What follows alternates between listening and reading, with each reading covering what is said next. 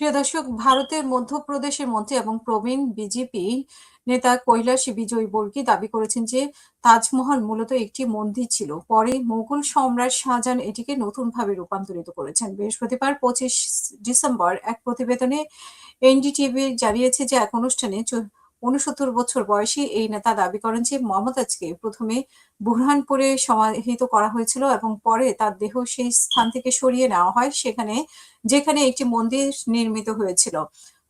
তারপরে সেই স্থানে তাজমহল নির্মিত হয়েছিল। এনডিটিভি বলছে যে তার মন্তব্য অনুষ্ঠানে উপস্থিত লোকদের মধ্যে আলোড়ন সৃষ্টি করে এবং বক্তৃতার ভিডিও ক্লিপটি সোশ্যাল মিডিয়াতে ব্যাপকভাবে শেয়ার হয়।